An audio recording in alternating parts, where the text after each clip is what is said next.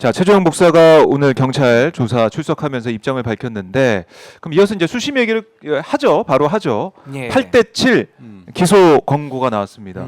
예상 좀 하셨어요, 교수님? 아니 사실은 예. 상에 좀 어려웠던 부분은 있어요. 왜냐하면 지난번에 김건희 여사 관련해 수심이 열렸을 때 그때만 해도 만장일치 뭐 아니었습니까? 근데 그것도 사실은 14대0? 약간 의견이 뭐 언론의 소수 보도를 의견이 보면 뭐 있었다는 있다고 얘기를 하잖아요. 하는데. 예. 근데 이번에 이런 경우가 나오니까 네. 이건 조금 이제 충돌되는 거 아닙니까? 아, 김건희 그럼요. 여사에 대해서는 문제가 없다고 하면서 그럼 최재형 목사에 대해서는 기소를 해야 된다는 거잖아요. 그렇죠. 물론 그렇게 되면 김건희 여사도 같이 끌려 들어올 수밖에 없어요. 어. 왜냐면 이게 청탁금지법은 김건희 여사한테 명품 백하고 샤넬 화장품 준 거잖아요. 네. 그게 받은 예, 사람이 있는데. 그렇죠. 그리고 이제 윤석열 대통령의 직무 연관성에 대해서는 인정했다고 볼 수밖에 없는 거잖아요. 네. 그런 차원이기 때문에 제가 볼 때는 이 사안이 김건희 여사의 지난번 수심위가 얼마나 잘못됐냐를 보여주는 하나의 바로미터가 된다고 보여지고 네. 또 하나는 8대7 이런 걸 왜 그렇게 굳이 밝혔겠어요. 처음에 김건희 여사 관련해서 안 밝혔어요. 맞아요. 안 밝히고 맞아요. 있다가 나중에 얘기한 거잖아요. 14대0으로 나온. 그러니까 소수 의견 있었다고 얘기도 네. 하고. 근데 사실은 이번에 이렇게 밝힌 이유는 이거 그냥 뭉개고 가겠다는 거예요. 기소 안 하겠다는 거라고 보여지거든요. 아. 8대7이면 한 표 차이예요. 한 표 차이. 그렇죠. 한 표 차이기 때문에 검찰이 이걸 받을지 안 받을지 본인들이 결정하는 문제거든요. 수사심의위원회에서 어떤 경우가 나오든 검찰이 안 받으면 아무 의미가 없어요. 이거는 권고니까 권고 그냥. 사안이니까. 그러면 봐라 지난번에는 수심위에서 14대 0이었다. 거의 만장일치로 나왔고 이번엔 8대7이니까 한 표 차인데 아. 굳이 받을 필요가 있겠냐. 아, 또 그것도 그렇게 노릴 나올 것이다. 가능성이 있는 거죠. 왜냐하면 지금 아까 얘기했지만 예. 이게 단순히 청탁금지법뿐만 아니라 수사를 하다가 말선수재나 아니면 여러 가지 다른 변호사법 위반 이런 것까지 갈 수 있는 거잖아요. 그렇죠. 그런 여기에서. 위험성이 있는 것을 계속 밀고 나가겠어요 검찰이? 심우정 검찰총장이 제가 볼 때 안 할 것 같기 때문에 네. 8대7을 굳이 밝힌 이유도 한 표 차이밖에 아니다 이거는 거의 뭐 한 표 때문에 이렇게 된 건데 이거는 의견이 분분하다고 보고 반반이라고 보고 지난번 수사심의의 내용과 충돌하는 부분이 있으니까 네. 그걸 믿고 그대로 가겠다라고 나오지 않을까 이런 생각이 든다는 거예요. 그러니까 이게 국민들이 볼 때는 수심위에서 뒤집혔다는 생각을 하는 분도 계실 텐데 네. 그게 아니라 봐라 8대7이야. 그렇죠. 이거 지난번 14대0이었는데 이거 어떻게 할 거야? 다 봐라. 더 해봐. 산수해봐. 이렇게 해서 기소를 안 하는 걸 끝낼 수 있다. 이렇게 갈 수 더하기 있다는 빼기로. 거야. 변호사님 어떻게 보세요? 예상 못하셨죠? 사실은. 아니 근데 저는 네. 수심위에 대해서 별로 관심을 안 갖고 있습니다. 왜냐하면 의미 없는 의미 없다. 검찰의 제도를 활용한 장난질로 저는 보이기 때문에 별로 관심은 안 갖습니다만은 네. 사실 이름이 수심이잖아요. 네. 그러니까 지금 이원석 총장 이후에 심우정 검찰총장의 수심이 더 깊어질 수밖에 없는 거죠. 걱정이 쌓이는 거죠. 예. 그래서 저는 사실 이 뇌물 범죄는요, 이 대항범이라고 해가지고 필요적 공범 관계입니다. 필요적 공범이라는 것은 준 사람, 공여자가 있으면 받은 사람, 수뢰자가 있는 거예요. 공여자만 있고 수뢰자만 없는 대항범은 없습니다. 세트로 가는 거죠. 세트로 논리 그냥. 모순입니다. 예. 아니 해가 동쪽에서 뜬다. 예. 이게 맞죠. 해가 남쪽, 서쪽 어딘가에서 뜬다. 이거 말이 안 맞는 거거든요. 그래서 저는 그렇죠. 필요적 공범의 법리를 검찰 스스로 깨어버린 최초의 케이스다. 그러니까 이게 더 심각한 건 뭐냐면은 검찰이라는 기관은 하나입니다. 검사 동일체고 검찰이 하나인데 김건희 수심위 때는 직무 관련성 없다라고 봤는데 최재형 목사 수심위 때는 같은 사건에서 필요적 공범 사안인데 또 여기 직무 관련성 지금 있다라고 판단을 했으니까 청탁금지법. 같은 기관에서 수심위원회가 각자 열렸는데 다른 판단, 모순된 판단을 냈다라는 것은 네. 마치 법원에서도 한 사건 똑같은 거를 두 재판부가 다른 결론을 내버리는 거랑 똑같은 거예요. 이러면 어떻게 됩니까? 신뢰를 잃게 되죠. 그 기관의 신뢰를. 그럼요. 그래서 저는 예. 권익위원회도 이 명품백, 뇌물백에 대해서 오락가락했잖아요. 뭐 대통령 기록물일 수도 있고 아니면 아닌 거고 결국 뭐냐? 아무 조치도 안 하면서 권익위 국장님이 아주 안타까운 결정까지 하는 맞아요. 지경까지 갔거든요. 근데 검찰 역시도 권력의 하수인 역할 좀 하고 있기 때문에 저는 반드시 이 뇌물 사건 관련해서는 특검 들어가야 되고요. 이번에 특검 들어가면 네. 특가법상의 특수 직무유기라는 범죄까지 있습니다. 전 이걸 덮어주고 국가기관의 이런 공정성을 완전히 몰각시킨 전 네. 검사들까지도 처벌해야 될 필요성이 더 높아진 거 아니냐라는 생각이 듭니다. 그래요. 야, 그러면은 이걸 검찰이 어떻게 결정할지 만약에 기소 안 하고 끝내게 된다면 이건 이제 국민들이 가만히 안 있을 것 같은 제가 봤을 때는. 근데 전 기소 안 할 것 같아요. 기소 안 할 검찰은. 것 같아요, 그래도? 어차피 이미 욕을 많이 먹어놨기 때문에 네. 먹지에다가 먹물 덧뿌린다 해서 더 까매지는 건 아니잖아요. 그러니까 이미 먹을 만큼 먹었다. 요 빌드업을 가지고 네. 우린 할 만큼 했다. 그냥 권고 사항이니까 무시하고 넘어간다 이렇게 할 것 같습니다. 야, 진짜 그러면은 이걸 그냥 두고 볼 수가 없는데. 아, 그래서 네. 특검이 네? 필요한 거죠. 특검 무조건 사실은. 가야죠. 그러니까 네. 특검의 필요성을 저 강조시키는 영향을 미칠 거예요 여론에. 네. 왜냐하면 김건희 여사 관련해서는 이렇게 다 묻어주고 그냥 넘어가고 아무것도 문제 없다고 얘기해버리고 이런 식으로 넘어가는 국민들이 어떻게 생각하겠습니까? 네.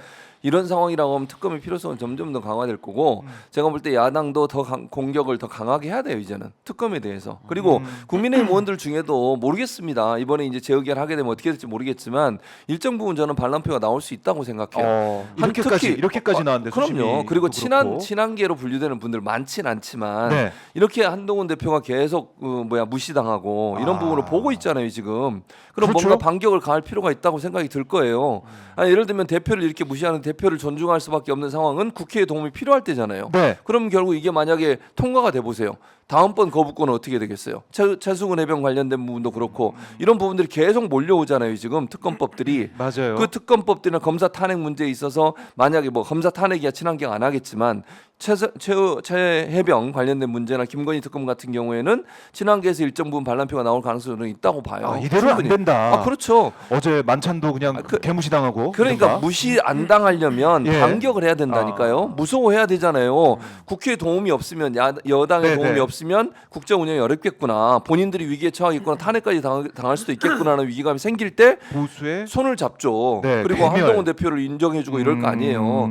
그런 상황을 만들기 위해서도 일정 부분 반란표가 나올 가능성도 있는 거죠. 네. 그러니까 저는요. 반란표까지 예상하셨고요. 저는 한동훈 대표에게 요 방송 꼭 들으셨으면 오, 좋겠는 예, 예. 게 좀 정치의 원리를 알려드리고 싶어요. 한동훈 대표를 향한 신인규 변호사의 정치 강의. 정치 원리입니다. 이건 너무 정치 기본적인 원리 거예요. 강의. 그러니까 정치 원론? 검사는 뭡니까? 네. 검사는 직급을 가지고 위계로 일하는 거거든요. 검사는 나이가 어리든 기수가 낮든지 간에 그냥 윤석열 당시 검사가 특검팀에서 잘했다. 그냥 중앙지검장 앉혀버리면은 그냥 중앙지검장 역할 하는 겁니다. 그 밑에 차장 이하 부장 검사들, 부부장 검사들은 검사장 명을 따를 네. 의무가 있는 거예요. 근데 정치는 어떻습니까? 정치는 무슨 위계를 가지고 합니까? 뭐 오선 의원이면은 오선 의원이 얘기하면은 밑에 선수들이 쭉 따라오나요? 그게 그렇지 않죠. 아니잖아요. 예.